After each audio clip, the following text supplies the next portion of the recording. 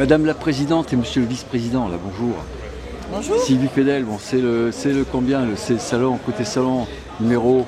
Le quatrième. Le quatrième, bon. Le quatrième. Alors, qu'est-ce qui est novateur dans ce quatrième salon? Mais cette fois, on a fait un salon avec le salon automobile. Donc on a regroupé les deux salons pour avoir une meilleure synergie dans le pays foyen. Voilà, donc il va y avoir un défilé de voitures automobiles tout à l'heure, non? Non, les voitures sont exposées et après par contre on va avoir les véhicules anciens qui vont être exposés proche de l'entrée. D'accord. Alors Madame Sylvie Fedel, vous qui êtes la présidente, donc vous avez œuvré pour que cette année ce soit encore une réussite comme d'habitude. Eh ben oui, on a Et fait en alors, sorte. d'accord. Et donc là nous allons bientôt assister à l'inauguration. Oui. Les personnalités vont arriver. Je viens de voir, vous venez de mettre le ruban bleu, blanc, rouge. Bon, qu'est-ce que vous attendez de ce salon 2018? On espère avoir beaucoup de personnes pour venir visiter nos stands. Comme à l'habitude, une émulation du pays foyen. Hein, et puis là c'est un salon plus convivial, enfin plus intime que les fois précédentes, mais plus chaleureux aussi. Et puis c'est bien de se retrouver entre entreprises comme ça et de montrer notre savoir-faire aux gens du pays foyen. Bon, ok, alors, important. comme je vais mettre en ligne ce reportage avant dans l'après-midi, ceux qui n'auront pas assisté à l'inauguration ce matin pourront assister à ce qui se passera ce soir ou demain. Est-ce que vous avez le programme de ce qui va se passer cet après-midi, par exemple? Oui, tout à fait. Dans l'après-midi, donc, il y a l'exposition des voitures anciennes de l'association nos mécaniques d'antan. Et il y a un défilé à partir de 19h. Un défilé de mode au niveau des commerçants du pays foyen. Oui. Après le match de rugby, il y a la retransmission du match de rugby, France-Galles, Nouvelle-France. En direct de Cardiff. Et puis il y a la restauration continue à partir de midi. Ce soir, il y a une soirée années 80 avec de la restauration. Et demain, on a des baptêmes. Demain, ouverture à quelle heure? 9h, le salon ouvre à 9h. Oui, on peut prendre son petit déjeuner ici sur place? Oui. Il faut amener son bol, où il y a les bols, il y a tout ce qu'il faut. Il y a les croissants, il y a tout ce qu'il faut. Non mais ça vous fait sourire, mais c'est vrai, bon. C'est un peu. L'auberge espagnole, il faut tout porter. Là. Pour se restaurer, il y a tout ce qu'il faut. Oui. Et alors l'après-midi, voyage en hélicoptère, non? Demain après-midi, oui. Il y a des baptêmes de l'air. Demain, toute la journée. Oui, à partir de 10h. Oui, voilà. Bon, ça coûte cher le baptême, non? Ça revient cher? C'est 40 € la demi-heure. Le baptême. C'est le survol du pays foyen. Il n'y a pas d'heure, c'est pas chronométré quoi. C'est un survol qui est suffisant pour. On l'a fait, c'est vraiment agréable. Et on en a pour ces 40 € quoi. On voit les propriétés viticoles autour, on voit plein de choses. C'est vraiment et on voit la Dordogne. C'est vraiment. On voit côté salon aussi. Et on voit forcément côté salon. Voilà. Tout à fait. Bon, Madame la Présidente Sylvie Fedel, merci. Monsieur Alain Arnaud, merci. À très bientôt. Merci à vous. Et à tout à l'heure pour l'inauguration. Merci. Merci.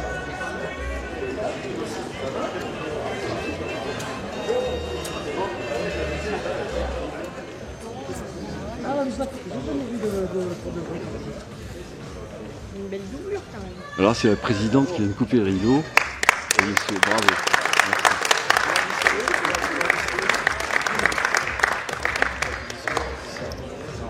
Bon, Madame la Présidente, ça y est, c'est tout. La foire. On peut entrer dans la foire? Merci. Bon. On peut rentrer dans le salon. Bon, on peut dire que l'inauguration n'a pas foiré, c'est ça? Bon, c'est bien. Merci.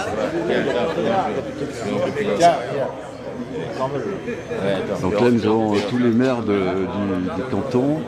Monsieur David Hillman, Sylvie Fedel, la présidente, Didier Descendier, le maire de Pineuil, ensuite monsieur le président de la communauté des communes.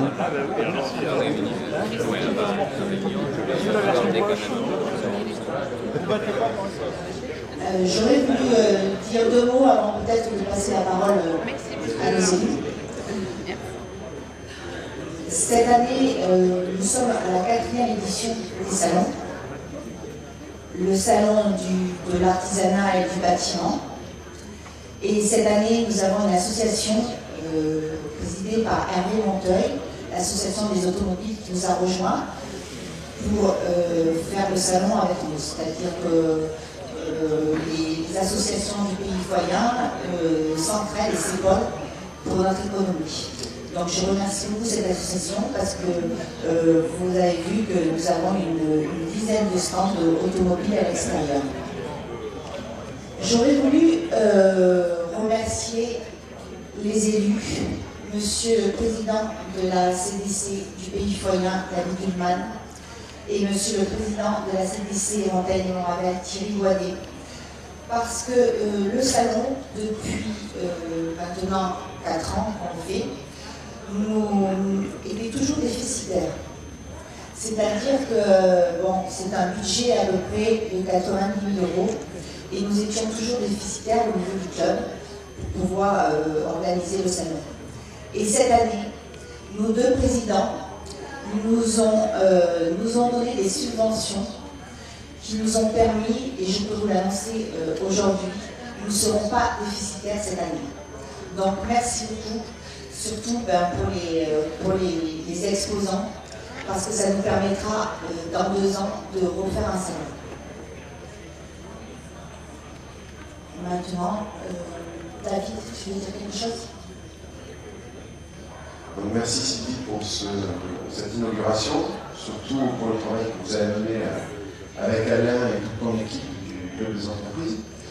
Parce que le salon, tu l'as dit, il y a quelques années, on se posait la question, est-ce qu'on va pérenniser, est-ce qu'on va encore continuer? Il y a eu pas mal de changements de lieu, sur lequel on a essayé, nous, au niveau communautaire, de rendre cette salle attractive et le moins possible d'utilisation. Donc ça ne suffisait pas cette année parce que le temps que les choses se mettent en place, il fallait quelques finances supplémentaires, ce qu'on a fait entre président et on a chacun décidé par nos commissions développement économique et nos élus d'accompagner. Parce qu'on a fait aujourd'hui autour de 14 € pour la communauté économique du Pays Foyen. Et je sais que la communauté économique voisine l'a fait, puisqu'elle a à peu près le même montant, puisqu'elle a réparti sur 2 années. Donc c'est pour nous très important que ce financement perdure et surtout que le salon continue pour le territoire, pour la dynamique et surtout la dynamique de votre club qui ne s'est jamais essoufflée. Quelles que soient les difficultés que vous ayez pu rencontrer, aussi bien d'organisation, de lieu, de changement de lieu, vous êtes tout le temps réadapté. Donc à nous aussi élus, de vous adapter à vos changements et de vous accompagner pour que les entreprises du territoire, alors c'est vrai que tu l'as relevé, cette année c'est côté salon Habitat, mais il y a aussi le salon d'automobile qui était réalisé en parallèle depuis quelques années. Vous êtes entendu pour créer une vraie journée sur le territoire des salons, donc de l'automobile en Pays Foyen et de l'habitat, ce qui fait que ça peut faire venir, et ça va faire venir, avec le beau soleil que l'on devrait avoir, ça va faire venir, j'espère, beaucoup de monde, parce que c'est un intérêt de développement économique pour nos territoires, mais un intérêt aussi de rencontre, que toutes les entreprises puissent se rencontrer, puissent travailler les uns avec les autres, parce que souvent, sur le marché, c'est plus des combats, mais aujourd'hui, c'est une association où chacun va pouvoir se présenter ses qualités et présenter l'envie de se développer. Donc merci surtout à vous, pas forcément à nous, on ne fait que gérer de l'argent public le mieux possible, mais merci à vous, car c'est du bénévolat ce que vous faites, et de continuer à vous mettre autour de la table, de travailler sur des sujets qui sont des fois très compliqués. J'ai croisé Alain et Sylvie dans le courant de la semaine, c'était pas les mêmes que d'habitude, parce qu'il y a la pression, il y a le stress, il y a le fait de faire son activité professionnelle, mais aussi de mener à bien ce projet-là. Merci à vous et à votre équipe. Merci Bien, Madame la Présidente, Monsieur le responsable de la commission côté salon, Monsieur le Président de communauté de communes, cher David, Messieurs les maires, Mesdames, Messieurs les élus, Madame la conseillère départementale et Mesdames, Messieurs les chefs d'entreprise. Comme vient de le dire la Présidente, avec Gilbert de Miras, il y a 2 ans, nous étions à l'inauguration et j'avais été choqué d'entendre une présidente dire ben voilà, on n'arrive pas à boucler le budget. Et avant que les décisions soient prises, on avait pris l'engagement publiquement de dire à partir de maintenant, on va vous aider. Et on le fait de manière récurrente à hauteur de 7 000 € par an. Donc c'est la 3e année qu'on vous apporte ces 7 000 €. Mais moi j'ai envie de dire que c'est quelque part tout à fait naturel on est habitué à distribuer l'argent à des associations, mais à des entreprises, malheureusement pas assez souvent, j'ai envie de dire.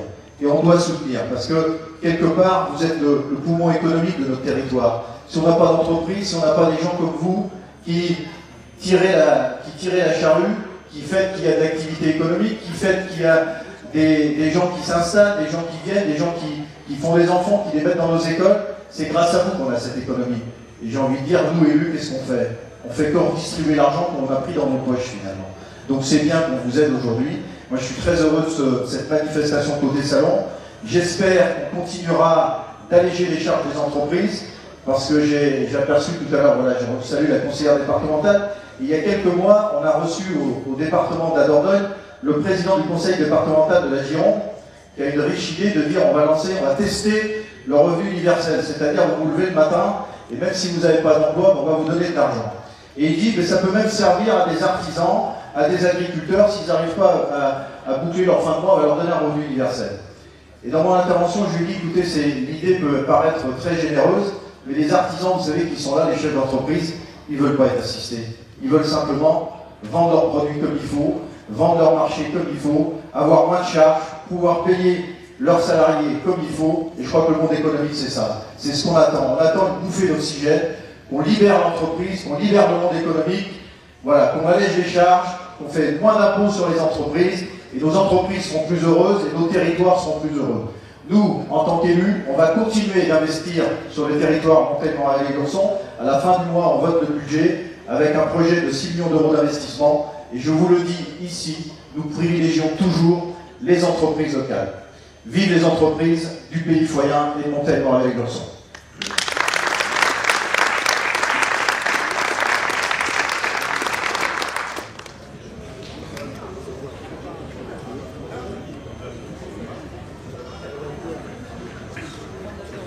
Monsieur David Lindman, justement.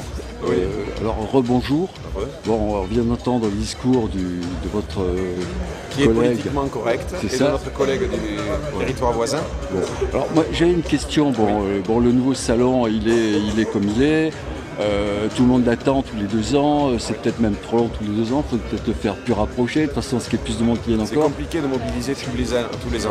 Ouais, c'est relativement compliqué de mobiliser les entreprises, les partenaires et les financements. Oui. Alors est-ce que ce salon, ou en tout cas l'esprit de financement du salon, c'est un peu ce qui va se dégager du regroupement des communes? J'ai entendu parler de ça il y a quelques temps, regroupement des communes, par exemple Pineuil, Sainte-Foy.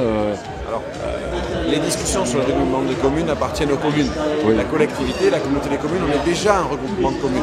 Oui. Puisque on existe, la communauté des communes, que par le regroupement de 20 communes du territoire, aussi bien du territoire qui étaient les 14 premières communes qui se sont réunies pour créer la communauté des communes du pays foyer en 2004. Oui.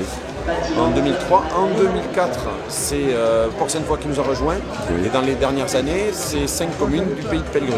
Oui. Alors après, le travail entre les communes, les relations entre les communes appartiennent évidemment aux communes. Oui. Nous, ce qui est important pour le territoire et pour une entité comme la communauté des communes du pays foyen, mais comme de toutes les communautés des communes, c'est qu'il y ait une bonne santé au niveau communal. Et la bonne santé aujourd'hui, si elle passe par un travail en commun d'une, 2 ou 3 communes, ça les appartient, ça leur appartient, et ça appartient à tout un territoire. Alors je ne pourrais pas, moi en tant que président, discuter d'une fusion, qu'elle soit de Margueron, La Roquie, ou de Sainte-Foy-Pineuil, ou de Saint-Avy-Saint-Philippe. Ça appartient aux maires de ces communes-là, pour lesquelles je suis déjà dans pas mal de sujets prêts à les accompagner. Il y a des discussions déjà qui ont commencé. Je ne sais pas, et on entend dire un petit peu tout. Il y a des discussions qui ont commencé depuis quelques années. Oui. Mais aujourd'hui, il faut prendre le temps, il faut en discuter, il faut mesurer. Mais c'est surtout qu'il y a un projet. On ne peut pas fusionner des communes pour se faire plaisir, pour avoir une nouvelle commune. Il faut fusionner avec un projet, une ambition et l'envie d'un développement territorial. C'est à mon avis, et à l'avis de beaucoup d'élus aujourd'hui, ce qui doit guider le pas des élus, pas forcément une position, une commune, un lieu. C'est un territoire, les habitants et l'intérêt général. Il n'y a que ces points. Bon, ça va le faire alors. Et une question Ils vont travailler. Ils vont travailler. Mais oui, monsieur David Lindman. Bon, par contre, il y a plusieurs communes évidemment, mais chaque commune, on peut dire, elle a un poids, elle représente un poids. Oui. Bon, par exemple, Sainte-Foy-la-Grande, c'est un petit poids par rapport au nombre d'habitants, surface, etc. Comment ça se passe? Par exemple, Pineuil, lui, c'est quand même la plus grande commune en superficie, en nombre d'habitants de la région. Donc elle a quand même son mot à dire. Alors, c'est qu'est-ce qui, pas de la région, de notre territoire.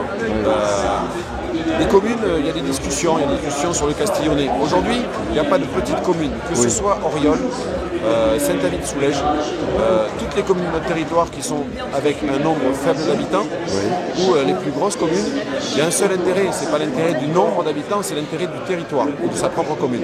Moi je suis maire d'une commune de 320 habitants sur laquelle il fait bon vivre, sur laquelle on fait très attention à nos financements et on essaie de porter des projets à la hauteur de nos communes. Je vous disais tout à l'heure, le travail sur les communes, sur le développement d'un territoire, il ne se lie pas à la taille, il se lie à l'ambition et à l'envie et à la réussite. Seul, on ne peut rien faire ou pas grand-chose aujourd'hui. Vous l'avez vu, les financements baissent, ce sont des choix. Alors, quand on dit que Sainte-Foy est une petite commune, non, Sainte-Foy est une commune qui a 2000-2500 habitants, 2300 habitants, et il y a un nouveau recensement, peut-être 2500 habitants. Historiquement, c'est une bastide qui a plus de 750 ans, qui est reconnue au niveau régional mais national. Et Pineuil, qui est une commune de 4500 habitants, qui a un développement économique qui a été consenti par tout le territoire, aujourd'hui est une commune aussi. Je ne compare pas les communes, je ne compare pas les élus. Le seul objectif d'un président de communauté des communes, c'est de faire avancer un territoire avec une équipe qui est issue de chaque conseil municipal. C'est ça l'intérêt. Vous tenez un discours d'homme politique de haut niveau, là, de député, hein? Non, je tiens, non. La députation, c'est pour bientôt, non? Non, pas du tout, pas intéressé du tout. Je suis un élu de territoire, de terrain. Je travaille toute la semaine. J'ai une activité comme bon nombre d'entre nous. Ça permet d'être proche du terrain, d'être auprès des gens et de connaître les difficultés qu'on rencontre les uns et les autres. Au-delà de cela, il faut aimer un territoire pour savoir le vivre, pour aimer le vivre et pour le partager. Alors Paris, c'est pas pour moi. Le pays foyen, j'y vis depuis que j'y suis né. Je suis né à Sainte-Foy-la-Grande, à la maternité de Sainte-Foy-la-Grande en 1974. J'y suis toujours resté, j'ai eu cette chance. J'ai eu la chance de travailler dans des entreprises et encore aujourd'hui dans une entreprise de très bonne qualité avec un employeur qui me fait confiance, qui me donne du temps. C'est ça l'intérêt. C'est important, bien sûr. C'est l'intérêt. Alors la politique, on en fait ce qu'on en veut. Il ne faut pas faire de la politique politicienne, il faut faire de la politique de territoire. On est là que pour... On est en CDD, les hommes politiques. Et c'est tout. Voilà, pour la suite, demain, on sera un autre jour. Bon, David Wühlmann, merci beaucoup. Merci à vous. On se retrouve peut-être dimanche prochain au carnaval de d'Ainès. Alors, peut-être. Je vais essayer de venir. Allez, merci. À dimanche, au revoir. Bonne visite du salon. Merci à vous aussi, au revoir. Merci. Un DJ sur le thème des années 80. C'est donc ici que ça se passe, c'est le rendez-vous du week-end.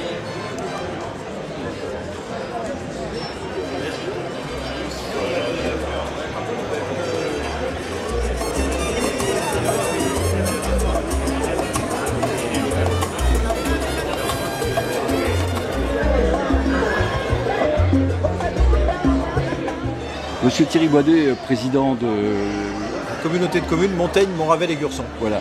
Bon, ce salon, vous êtes un habitué.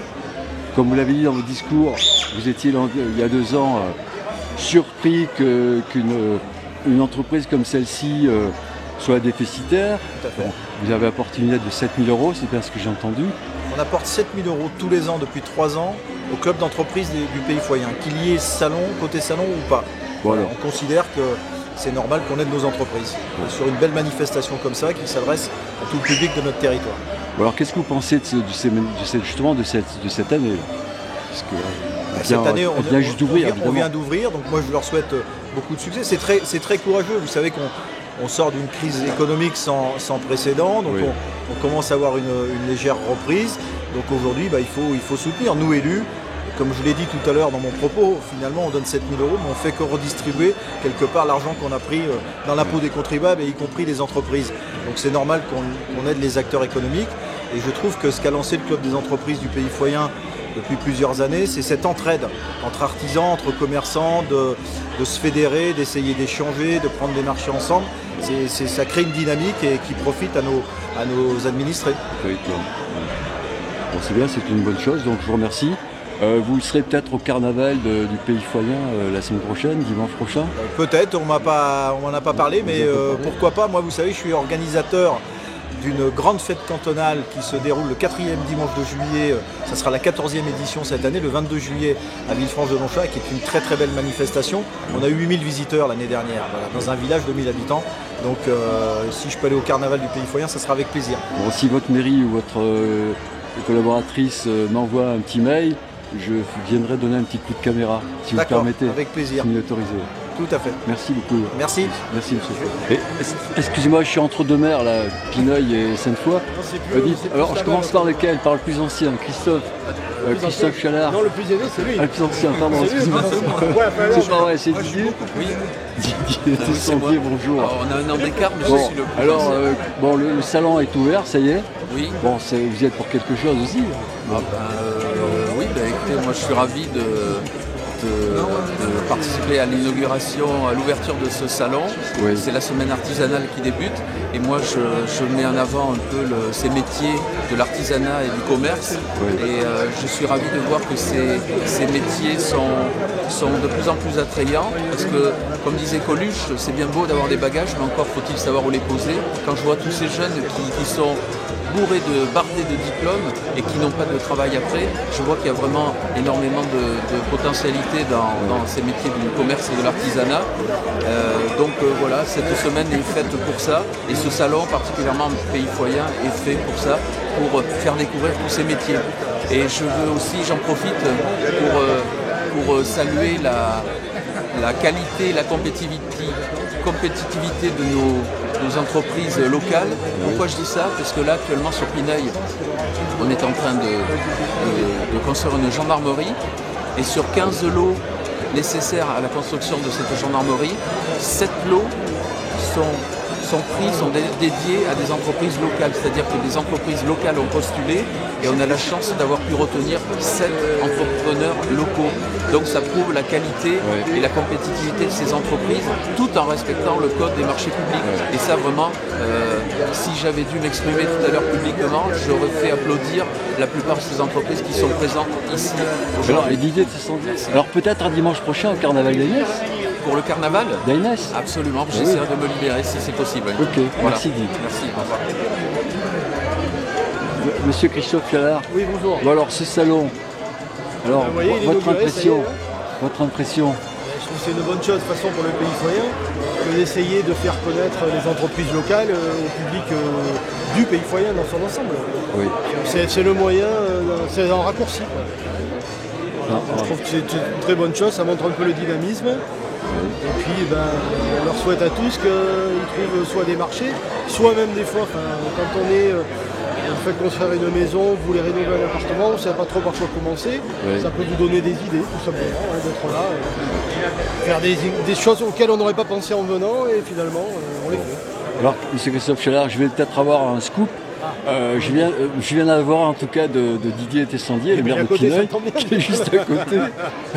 Il me dit que la gendarmerie de Sainte-Foy avait déménagé à Pineuil. Oui, alors ça c'est pas un scoop, ça fait longtemps que ça fait longtemps, mais ça se précise. Et alors, qu'est-ce qui est prévu d'installer à la place de la gendarmerie Pour l'instant, il n'y a rien de définitif. Pour les immigrés Rien du tout. Non, ça c'est pas... Enfin, j'en sais rien du reste, mais... Oui. Il faut faire attention aussi à tout ce qui se dit, parce qu'il se dit tellement de choses non vérifiables.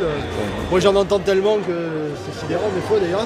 Mais dans le même style, on pourrait mettre un couvent de religieuses, un truc comme ça? Non, mais il peut y avoir beaucoup de... On peut aller à terme dans l'hypothèse d'une police municipale intercommunale, on pourrait tout à fait occuper les locaux, parce qu'ils seraient parfaitement adaptés et très bien situés par rapport aux deux communes.